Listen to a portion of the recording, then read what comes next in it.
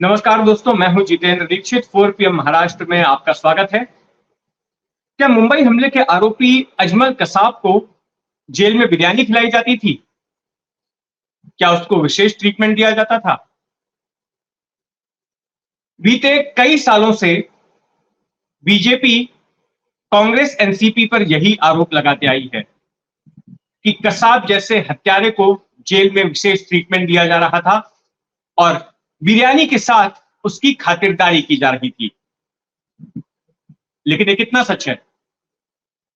हाल ही में महाराष्ट्र की एक पूर्व महिला आईपीएस अधिकारी ने इस नैरेटिव की धज्जियां उड़ाई हैं और बताया है कि ये जो कुछ भी कहा जा रहा था कसाब के बारे में, कसाब के जेल के दिनों के बारे में, वो सब सरासर झूठ है। दोस्तों, अजमल आमिर कसाब का नाम मुंबई या फिर यह कहें कि देश कभी भूल नहीं सकता।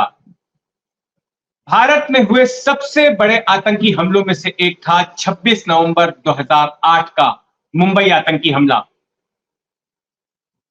उस हमले को अंजाम देने के लिए पाकिस्तान में ट्रेनिंग लेकर अजमल कसाब अपने 9 साथियों के साथ मुंबई में दाखिल हुआ था।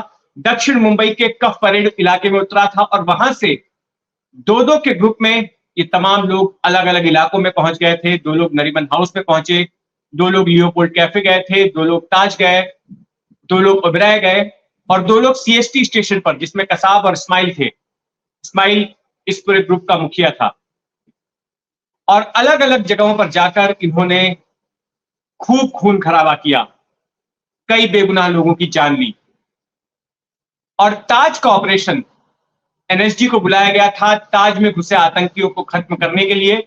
ताज का ऑपरेशन 59 घंटों तक चला था। सभी 9 आतंकी मारे गए थे, लेकिन एकमात्र अजमल कसाब को जिंदा पकड़ा जा सका था। कसाब का और इस्माइल का मुंबई के चौपाटी इलाके में पुलिस के साथ एक एनकाउंटर हुआ। उस एनकाउंटर में इस्माइल मारा गया, लेकिन कसाब को जिंदा पकड़ लिया गया।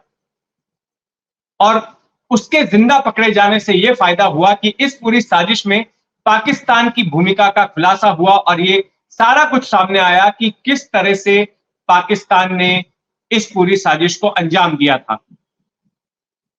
इसके बाद कसाब को मुंबई की आर्थर रोड जेल में रखा गया। आर्थर रोड जेल में एक अंडा सेल है जहां पर सूरज की रोशनी तक नहीं पहुंचती।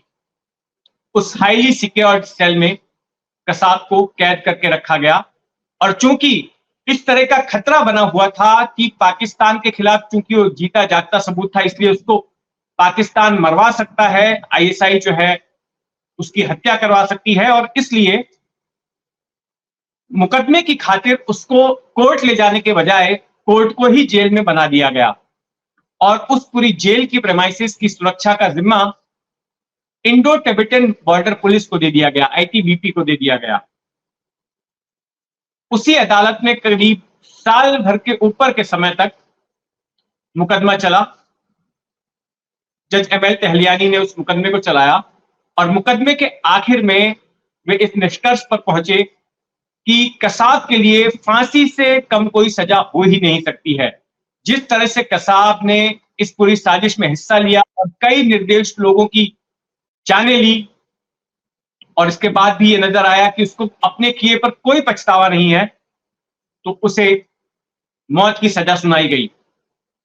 सजा सुनाए जाने के बाद भी काफी वक्त तक कसाब जेल में ही था, क्योंकि कानूनी प्रक्रिया आगे बाकी थी, क्योंकि निचली अदालत के फैसले के बाद ऊपरी अदालत को उसे कंफर्म करना होता है।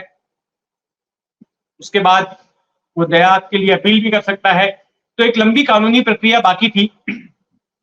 तो इस दौरान वो जेल में था, लेकिन उसके जेल में रहने के दौरान बीजेपी की तरफ से यह नैरेटिव शुरू कर दिया गया कि जेल में कसाब को बिरयानी खिलाई जा रही है, कसाब जैसे आतंकी को बिरयानी से जो है उसकी मेहमान नवाजी की जा रही है। इसको लेकर काफी खिंचाई की गई कांग्रेस और एनसीपी की, जिसकी सरकार, जिन पार्टियों की सरकार उस वक्त महाराष्ट्र में थी। लेकिन अब जाके ये खुलासा हुआ है कि ऐसा कुछ भी नहीं था। महाराष्ट्र की पूर्व आईपीएस अधिकारी मीरा बोरवणकर ने एक किताब लिखी है, मैडम कमिश्नर, और इस किताब में उन्होंने कई खुलासे किए हैं और उनमें से एक खुलासा यह है कि अजमल कसाब को जेल में रहते हुए कोई विशेष ट्रीटमेंट नहीं मिला और जैसा कि बाहर ये प्रचारित किया गया कि उसको बिरयानी खिलाई जाती है, तो उसको बिरयानी नहीं खिलाई जाती थी। जो आम कैदी खाना पाते थे वही खाना अजमल कसाब को भी दिया जाता था। लेकिन बाहर बीजेपी एक दूसरा ही नैरेटिव पेश कर रही थी।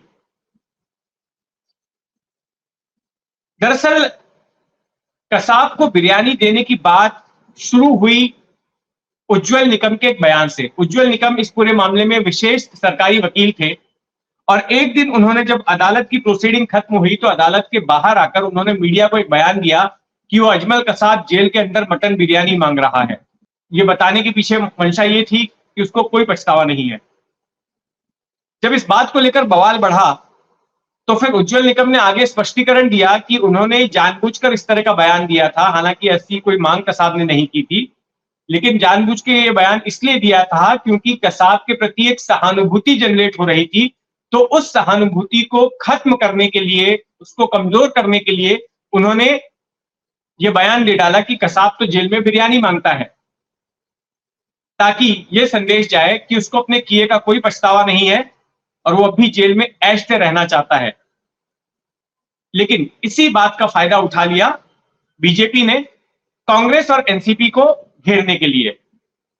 लेकिन कहते हैं सच कभी ना कभी बाहर आ ही जाता है, तो सच बाहर आ गया मीरा बोरवणकर की इस किताब से और यह पता चल गया कि इतने सालों से कसाब की बिरयानी के नाम पर एक पार्टी जो बाकी की दो पार्टियों को टारगेट कर रही थी वो गलत था, वो झूठ था।